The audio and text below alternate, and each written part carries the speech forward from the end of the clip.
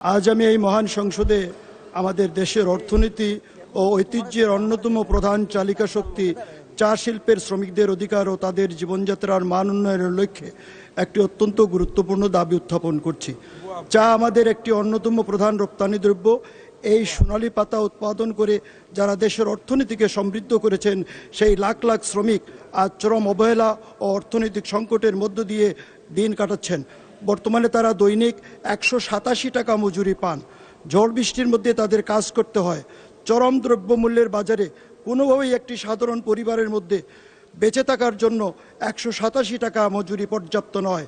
ডাল ভাত খেয়ে বেঁচে থাকাটাও আজ তাদের জন্য একটি বড় সংগ্রাম হয়ে দাঁড়িয়েছে।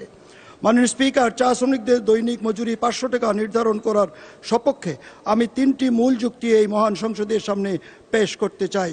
মাননীয় স্পিকার, জীবনযাত্রার ব্যয় ও মুদ্রাস্ফীতি এবং বর্তমান বাজারে চাল, ডাল, তেলসহ নিত্য প্রয়োজনীয় প্রতিটি জিনিসের দাম বহুগুণ বেড়েছে। বর্তমানে নামমাত্র মজুরি দিয়ে একজন শ্রমিকের পক্ষে পরিবার চালানো, সন্তানের পড়ালেখা বা চিকিৎসার খরচ মেটানো অসম্ভব।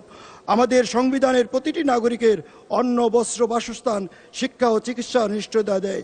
চা শ্রমিকদের দৈনিক মজুরি 500 টাকা নির্ধারণ করা কোনো বিলাসিতা নয়, বরং তাদের মৌলিক মানবাধিকার নিশ্চিত করার একটি ন্যূনতম মানবিক প্রয়াস।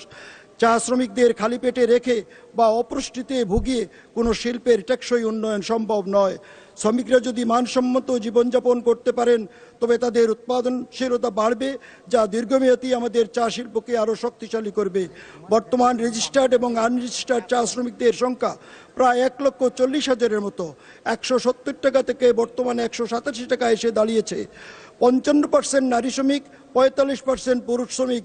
ধন্যবাদ মাননীয় সদস্য। মাননীয় সদস্যবৃন্দ, এই সিদ্ধান্ত প্রস্তাবের উপর 10 জন মাননীয় সদস্য সংশোধনী দিয়েছেন। আমি এখন তাদেরকে নিজ নিজ সংশোধনী উত্থাপন এবং সংশোধনীর উপরে সংক্ষিপ্ত বক্তব্য রাখার জন্য আহ্বান জানাচ্ছি। প্রথম বক্তা মোহাম্মদ আলী আসগর, পাবনা 3, সময় 1 মিনিট। ধন্যবাদ মাননীয় স্পিকার। আমি মাননীয় সদস্য জনাব শওকতুল ইসলাম, মৌলভীবাজার 2 মহোদয়কে ধন্যবাদ জানাই এবং তার প্রস্তাবের সাথে আমি একমত হয়ে আমি মূল প্রস্তাবের সাথে অবিলম্বে শব্দটি যোগ করার প্রস্তাব করেছি। মাননীয় স্পিকার, অবিলম্বে এই চা শ্রমিকদের 500 টাকা দিন মজুরি হিসাবে দেওয়া হোক। মাননীয় স্পিকার, চা শ্রমিকগণ হতদরিদ্র, হ্যান্ড টু মাউথ, দিন আনে দিন খায় এমন দীর্ঘদিন ধরে নামমাত্র মজুরি নিয়ে মানবতার জীবনযাপন করছে। তাদের ঘরবাড়ি অত্যন্ত নড়বড়ে, জরাজীর্ণ।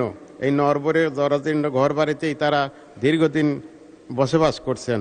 মাননীয় স্পিকার, আমার মনে হয় যে সেই জসিমউদ্দিনের আসমানি কবিতার মতোই এই চা শ্রমিকদের অবস্থা। স্পিকার, আপনাকে ধন্যবাদ। মাননীয় সংসদ সদস্য জনাব শওকতুল ইসলাম কর্তৃক উত্থাপিত ও আলোচ্য সিদ্ধান্ত প্রস্তাবটি সমর্থন করে আমি একটি সংশোধনী দিয়েছি। মাননীয় স্পিকার, চা শ্রমিকদের মজুরি অনেক কম। প্রতি বছর দেশের চা উৎপাদন বাড়লেও চা শ্রমিকদের ভাগ্যের টাকা খুলছে না। দৈনিক 187 টাকা মজুরিতে সংসার চালাতে তাদের হিমশিম খেতে হচ্ছে। অভাব অনটনে চলছে তাদের জীবন।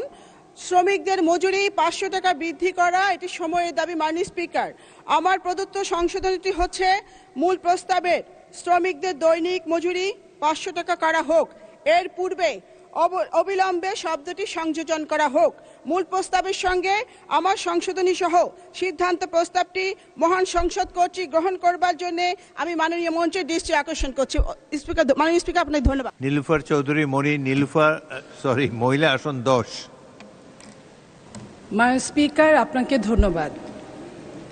আমি মাননীয় সংসদ সদস্য শওকতুল ইসলামের সাথে একমত হয়ে অবিলম্বে সংযোজিত করার জন্য এই চা শ্রমিকদের বেতনের বাড়ানোর জন্য অনুরোধ করছি এবং আপনার মাধ্যমে বলতে চাচ্ছি মাননীয় স্পিকার, 2022 সালে বড় ধরনের শ্রমিক আন্দোলনের পর 178 টাকা 50 পয়সা বেতনে চা শ্রমিকরা কাজ করে এই অন্যান্য দেশের তুলনায় এটা খুবই কম, কারণ শ্রীলঙ্কায় যখন এই মুহূর্তে 550 টাকা, কেনিয়ায় 483 টাকা, ভারতে 256 টাকা দৈনিক 8 ঘন্টা পারিশ্রমিক দেওয়া হয়। অথচ বাংলাদেশে 2015 সালে মাত্র 85 টাকা, আন্দোলনের পর 102 টাকা এবং 22 সালে 170 টাকা, এবং এরপরে প্রতি বছরে এই সামান্য টাকার 5% করে আপনার রেয়াত দেওয়া হয়। এটা এত বেশি অমানবিক